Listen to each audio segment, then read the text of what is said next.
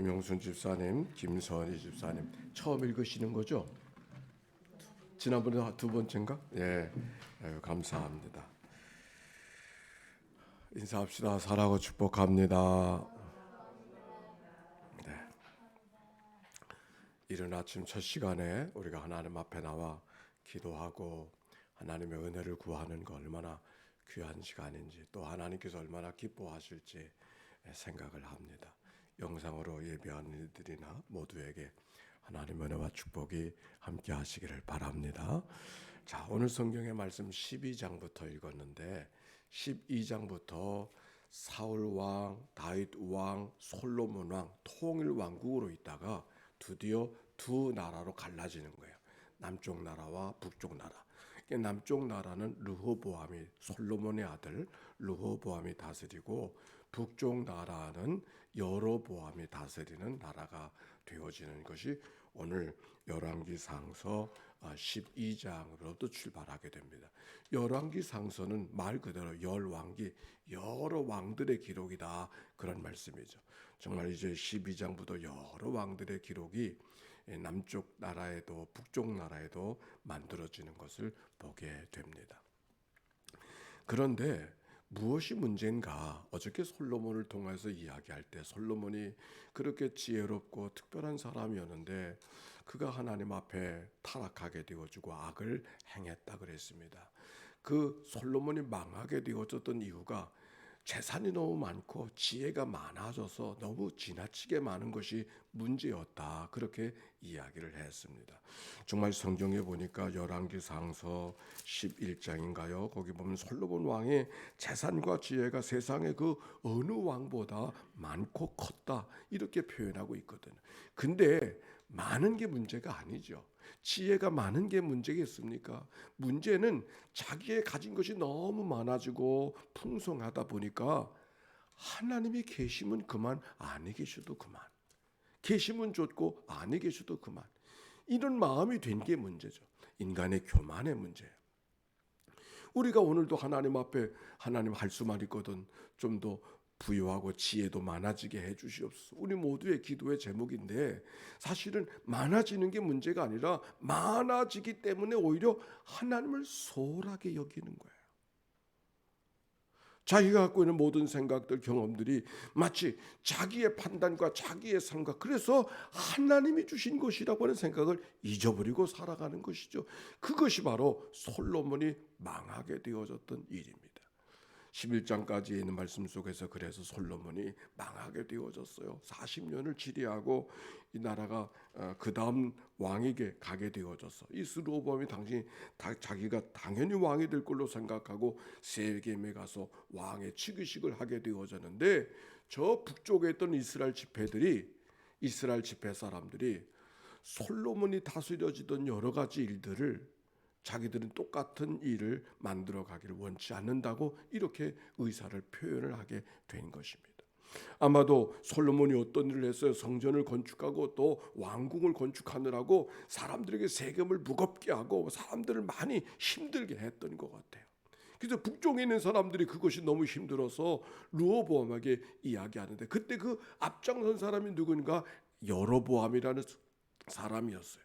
이 여로보암이 아마 정치적으로 문제가 있어서 저 왕에게 대적하는 그런 사람이 되어져서 애굽의 피신에 가 있다가 이제 솔로몬이 죽고 새로운 시대가 왔다 그래서 귀국을 하게 되어지고, 북쪽에 있는 사람들이 그 여로보암을 중심으로 해서 이야기를 만들어 가는데 왕 르호보암에게 전가를 보내죠. 당신의 아버지가 우리들에게 세금을 너무 많이 부여하고 우리들을 너무 무겁게 해서 우리가 너무 힘들게 살았는데 어떻게 할 거냐고, 당신은 어떻게 정치할 거냐고 이렇게 물었어요. 그랬더니 솔로몬의 아들 르호보암이 사람들에게, 신하들에게 묻지 않겠습니까? 노인들도 있고 어른들도 있고 젊은 사람들도 있는데, 젊은 사람들이 얘기를 들었어요. 뭐라고 이야기하는 거 아니? 우리 아버지, 내 손가락이 우리 아버지 허리보다 더 굵다고. 그러니까 아버지가 무겁게 한 것보다 나는 더 무겁게 할 것이라고.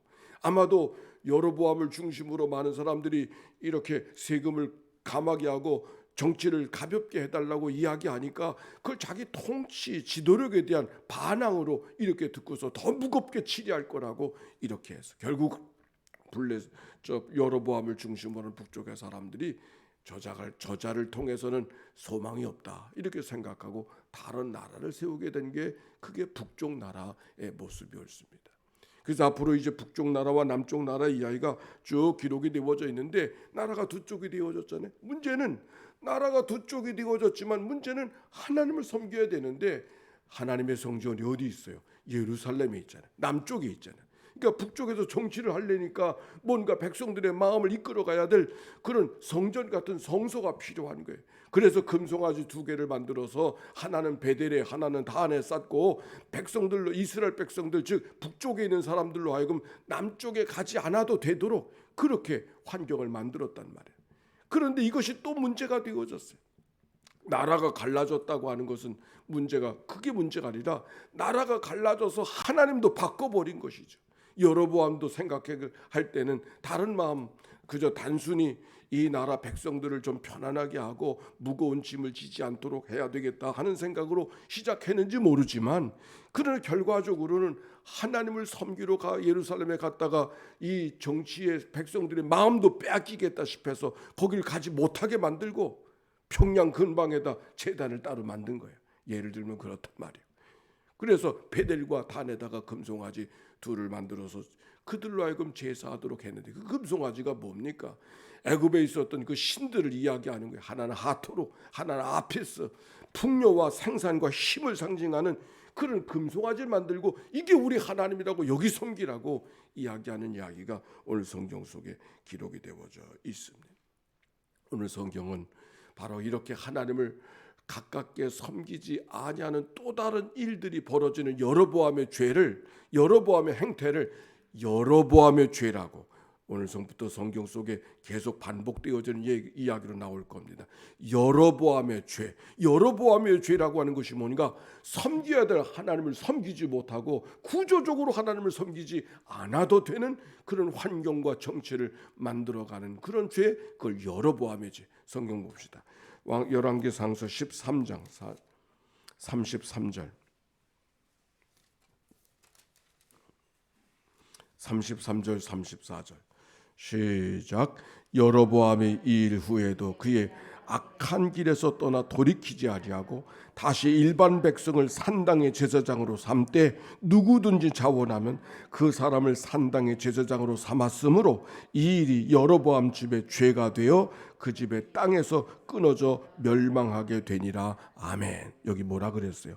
여로보암이 이 일 후에 그의 악한 길에서 떠나 돌이키지 아니하고, 악한 길이 뭔가 하나님을 섬기는 길을 막아버린 거예요.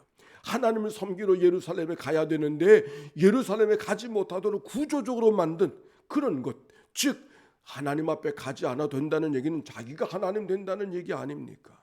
솔로몬이 왜 망했다 그랬어요? 르호보암이 왜 망했다 그랬어요? 하나님은 계시면 그분 하나님 아니 계시도 그만, 하나님에 대한 생각이 절박하지 않았어요.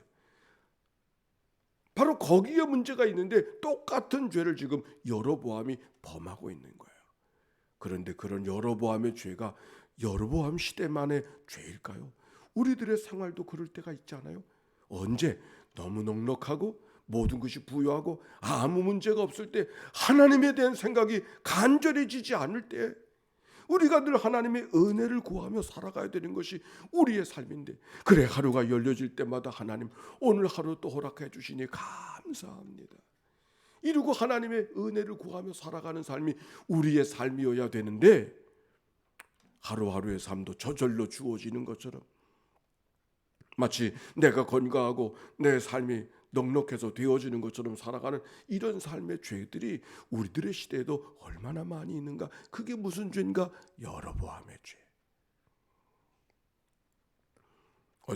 그저께 백신을 맞았잖아요. 어제 새벽에 아무 일도 없다 그랬는데 아무 일도 없는 게 아니더라고요.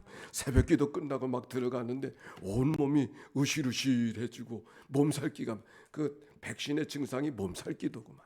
근데 그 몸살기가 오니까 오히려 하나님 앞에 감사했어요. 제가 왜 감사했는가 하니, 백신을 맞아서 뭔가 바이러스가 왔다는데 내 몸에 아무런 증상이 없으니까 바이러스가 이게 백신이 효과가 있는가 없는가 이런 생각이 들더라고요.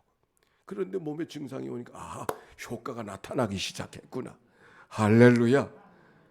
그렇지 않습니까? 남의 바이러스가 내 몸에 들어왔는데 아무 증상이 없는 게 이상한 거지, 증상이 있는 게 정상 아닙니까? 오히려 우리가 그러같이 오해할 때가 얼마나 많이 있어요.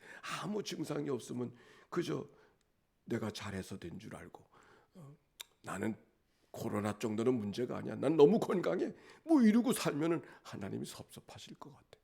아니야, 내가 아무 증상이 없는 것도, 너를 건강하게 만든 것도 하나님이 도와주심이야. 하나님이 우리에게 그렇게 고백하게 하시지 않겠습니까? 오늘 하루도 버젓이 이렇게 눈을 떴지만 이 하루도 하나님의 은혜로 허락하신 날인 줄로 믿습니다. 여러보암의 죄, 늘 주시는 은혜가 은혜로 여겨지지 않는 게 여로보암의 죄.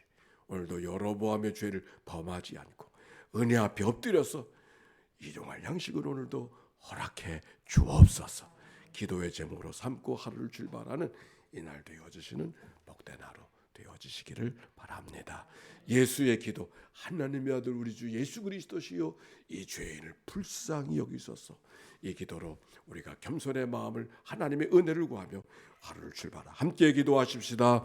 하나님의 아들 우리 주 예수 그리스도요 이 죄인을 불쌍히 여기시옵소서. 하나님의 아들 우리 주 예수 그리스도요 이 죄인을 불쌍히 여겨 주옵소서. 하나님의 아들 우리 주 예수 그리스도시요 오늘의 낭독자 우리 김선희 집사님, 김영순 집사님 이름을 주께 올려드리오니 주여 저들을 긍휼히 여겨 주옵소서. 하나님의 아들 우리 주 예수 그리스도시요 오늘도 1000번의 제사를 만들어가는 귀한 종들의 이름을 주님 앞에 올려드리오니 주여 저들을 긍휼히 여겨 주옵소서. 하나님의 아들 우리 주 예수 그리스도시요 평상에서 이 아침을 맞이하는 모든 식구들의 이름을 주님 앞에 올려드리오니 주님이여 저들을 긍휼히 여겨 주옵소서. 하나님의 아들 우리 주 예수 그리스도시요 오늘도 백신을 맞는 모든 이들을 주님의 이름으로 주님께 그 이름을 올려드리오니 주님이여 저들을 긍휼히 여겨 주옵소서. 하나님의 아들 우리 주 예수 그리스도시요 모든 새벽 기도자들을 주님 앞에 올려드리오니 주님이여 저들을 긍휼히 여겨 주옵소서. 하나님의 아들 우리 주 예수 그리스도시요 단잠을 깨워 눈을 뜨게 하시고 이 아침 하나님과 더불어 말씀 앞에서 하루를 시작하도록 인도해 주신 하나님께 감사와 찬송과 영광을 올려 드립니다. 모든 것이 하나님께로부터 왔음을 기억하고 은혜 앞에 매달려 살아가는 저희들의 삶이 되게 하사 여로보암의 죄를 범하지 않고 살아가는 이 한날이 되도록 인도해 주옵소서. 평안한 날 하나님 앞에 감사할 줄 아는 저희들 되게 해 주시옵시고 문제 앞에서도 문제를 뚫고 가게 하시는 하나님의 능력과 힘을 구하며 그 은혜로 살아가게 하여 주옵소서. 이 한날을 다 주께 의탁하오니 홀로 영광 거두어 주옵소서. 예수님의 이름으로 기도하옵나이다. 아멘. 이제는 성부 성자 성령 삼일째 하나님의 크신 은혜와 사랑과 역사가 이제와 같이 영원히 함께해 주시기를 축원하옵나이다. 아멘.